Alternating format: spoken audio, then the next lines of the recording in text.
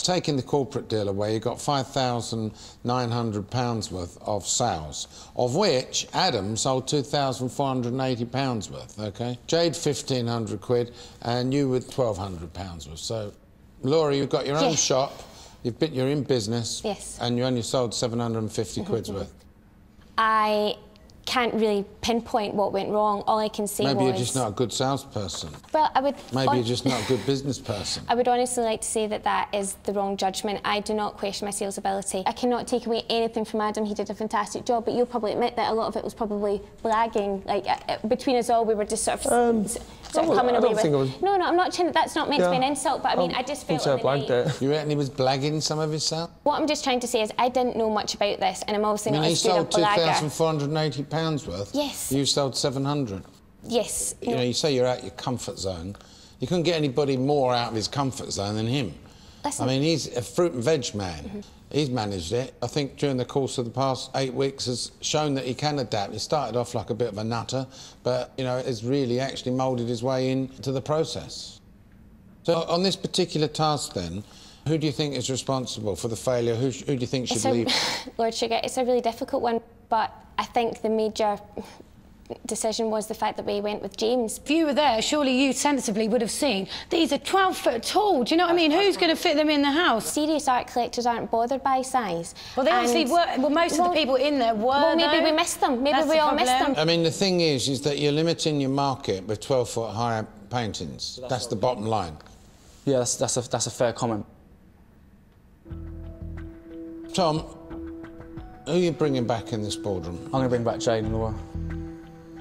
Jade and Laura? Yeah. Not bringing back Adam is a correct decision. Yeah. Adam, I'll see you on the next task. Go back to the house, OK? I'm going to have a chat to Nick and Karen. I'll call you back in shortly.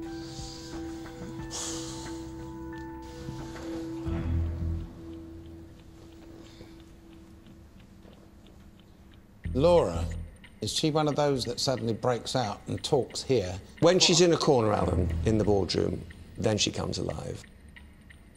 The only time when I saw Tom in deep trouble was when he had lost pure evil. He didn't have a backup plan.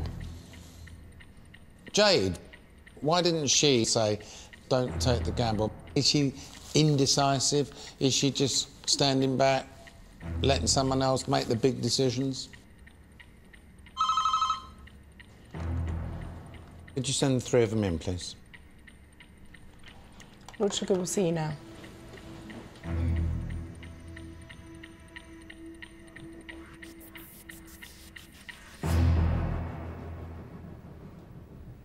I've got to find out who is responsible for the lack of success in this task. I have to say that in taking the time on reading some of the applications here, Laura claims sales is her best skill. Yes. These are your words, yeah? Yes. I am a very good salesperson, and I now do not question my sales ability. I mean, for a direct sales company that I worked for, I was top salesperson in the UK. I managed to lead my team to be in the top 10 in Europe. I mean, I am a good salesperson. I just didn't work smart last night. You know, the fact of the matter is that you weren't the best salesperson on the day, right? And yet that's one of the things that you say you're best at doing. I think with regards to this task, I've only worked with Laura twice, but unfortunately I think she may have taken a bit of a back seat. Obviously I was there as project manager and had a certain amount of knowledge, but I mean, if it was me and it was a task where someone else was an expert, I'd still try and get to grips with it as much as possible. I still want to have my own input. And I think in sales, I know everyone goes on about James, OK, we have big pieces, we need to sell one big one, but it's not like we sold out of copyright's work. We still had 50% of his stuff left. If Laura had sold £300 more, we wouldn't have lost. One more print. Listen, I think it's very easy to point the finger at myself now. To be honest with you guys, and I think it's quite unfair for you to say I took a back seat, Tom. Lord Sugar's always said that somebody who's an expert in it would lead the way. Tom led the way, but I still was involved in the conversations. I was still involved. Anyway, what's Jade doing back in here, Tom? I relied on Jade really as part of my other sub-team to give me some kind of objective feedback, and I felt that what she came back with from Bristol was good. We went with copyright, that was absolutely fantastic. But once the tables had turned and we lost Pure Evil, what I wanted people to do is once... No, I think at the beginning... Do you feel you're objective about SPQR? No, well, no. Or only just got negatives? Do you know what? Regarding that side, OK, I didn't push maybe SPQR as much as I could have. I didn't want you to push him. I didn't want you to push him. I wanted you to be objective. Do you remember last week, Jade, you were sitting here in this similar position, but actually you was in Tom's place? Yep. And you were very indecisive into who you were going to bring back in. Is that you? No, it's not me. Is that you? I can make a decision. Is that you in this case here also? No, of course it wasn't. We had made a decision first of all, and I really pushed for what I knew I thought I could sell, and it did sell. So we were very decisive on that. At least when I'm project manager, I'll make decisions. I'm not turning around to everyone getting a democratic vote and going, oh, well, 3 people said this and 2 people said that, so I got counteracted. So you stand by what your decisions are, and every task I stand by them. You accept that can sometimes be deadly then, right? Yeah.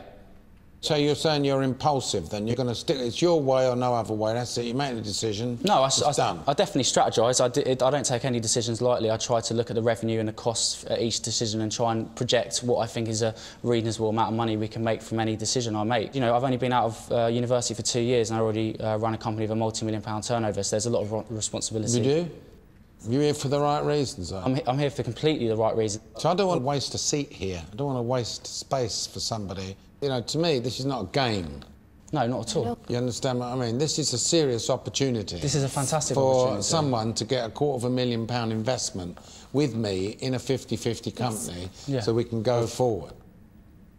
Out of the 3 of you then, Tom, who's responsible then, you think? Unfortunately, it comes down to sales. I needed people on that sales floor who could generate as much money as possible, and unfortunately, Laura was about 40% less than me. Tom, she was a third of what Adam did, and she was half of what Jade did. That's a big discrepancy in my book. Obviously, Adam's a fantastic salesperson. And then on the other hand, I think Jade didn't quite help me enough as a sub-team leader. I think that she should have been a little bit more objective. She should have found out more information about the artists and their sales prices. Let's look at the nuts and bolts of it. If I didn't have you or you, me and Adam would have still made the same amount that we did, because Adam would not have chose this one. I was the one who selected them. I was the one that really got involved Adam in their sold the most on the night. I secured the commercial contracts. We had to secure. Well, I sold £1.5 grand, which is more than what you did. Well, I did 6,200 because I did the car company. Yeah, but I got the guy to display the artwork for them and chose it. So that was a team effort. Actually, I think I performed well. I put my neck out there. And I think if it's between the 2 of you, it should be Laura. We needed £200 more sales, and so it should be Laura, because actually I saw she was a bit unenthusiastic towards the end of the night. It's completely unfair, and I have performed consistently across the board in this 8-week period on sales, and it was just a 5-hour period. I think it's not a true reflection. I've put my hands up and said, right, I didn't have the right strategy in the night, but that does not mean I'm a good salesperson.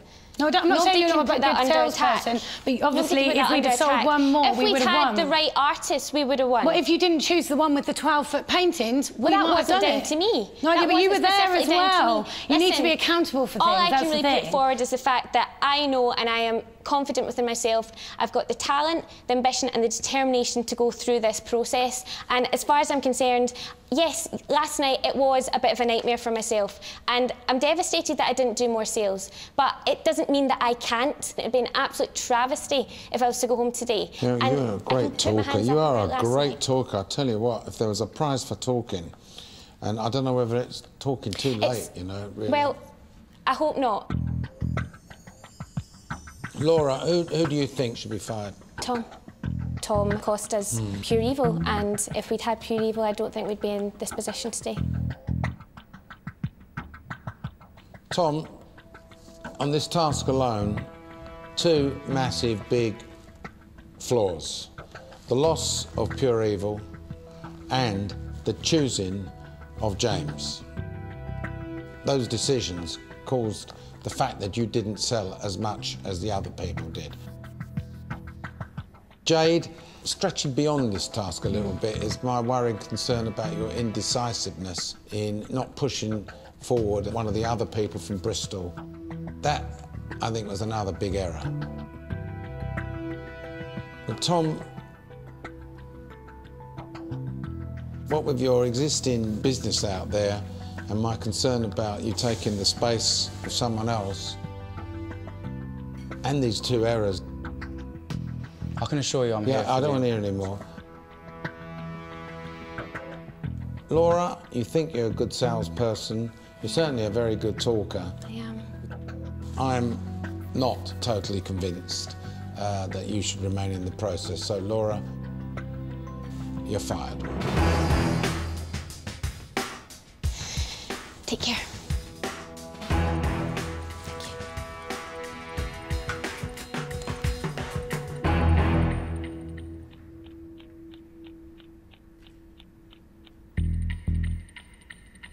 The thing that tipped the balance here, Tom, was you took the risk.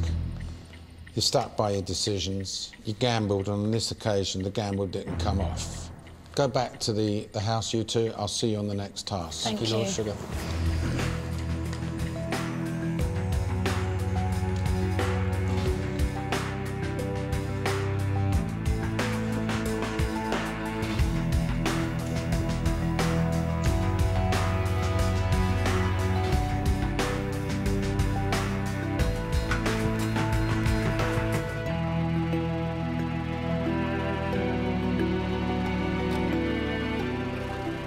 Feeling pretty gutted at the moment, especially since I am so confident in my own sales ability, and I can't believe that's what sent me home.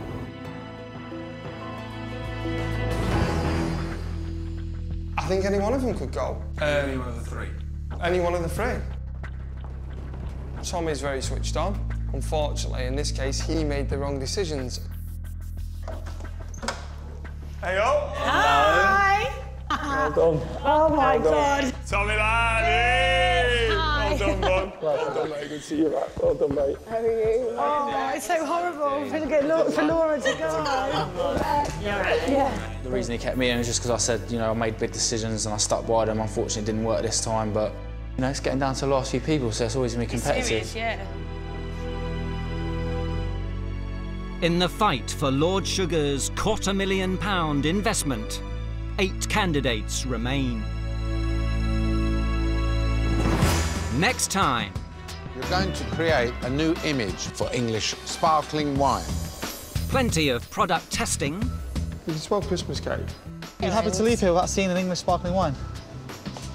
Yes. And corking campaigns. Action.